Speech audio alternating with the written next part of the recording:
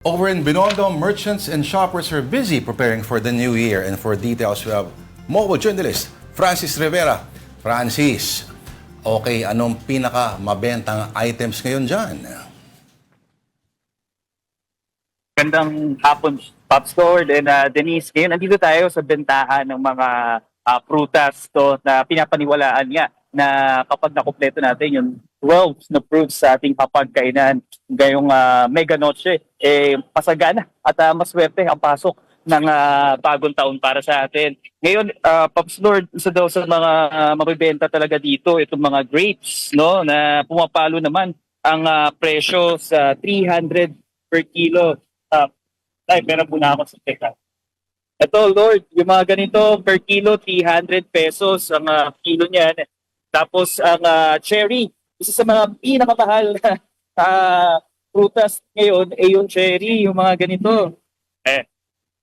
Yung mga ganito ay nagkakahalaga ng 1,500 pesos per kilo. Pero meron din naman mga mansanas, mga apple, mga oranges dito, pumapalo sa 50 pesos ang isa. So meron din dito mga dragon fruit, no?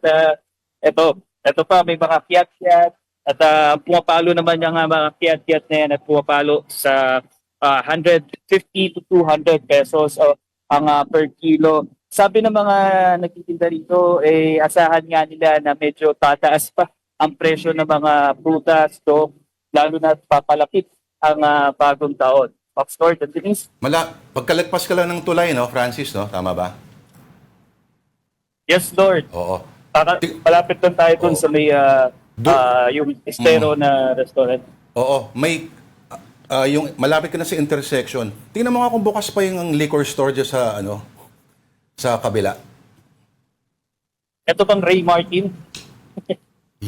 Yan ba yun? Yan ba yun? Ikot na. Oo.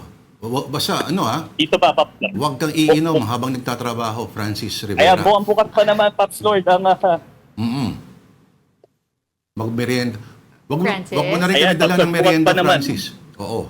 Diyan sa may ang tunay na beef house, alam namin, nakakahiya naman pag nagpasalub. Oo nga. Baka naman pwede mong gawing dalawa yung ibabalot mo at iuwi dito sa office. Oo. May Okay. Salazar Hopia din siya sa likod. Oo. Francis, matanong ko lang pwera dun sa mga prutas, ano pa ba yung mga mabenta, yung mga pampaswerte? Alam natin sa Chinese New Year talagang madami ang bumibili niyan. Pero pag sa January ba, mabenta na rin siya? Yes, Denise, actually paglagpas lang nitong tulay, nandun yung mga shop ng mga pampaswerte, Lucky Charms, no? Ngayon ay papasok na Year of the Horse, no? May mga mamimili na rin doon, no, na talagang nagtatanong ng price at namimili. Ang mga range ng price nila ay nasa 200 to 300 pesos yung mga sinasabit sa mga pintuan, yung mga pampaswerte at mga charms. At doon naman sa mga parang mga statue, no, yung mga repulto, naglalaro sa mga 600 pesos. Depende yun sa size. Alright. Pero alam natin, Francis, it's not about the size, it's the spirit The of the spirit, celebration. yes. Alam natin yan. Mag-ingat ka dyan ng ating mobile journal, Francis Rivera.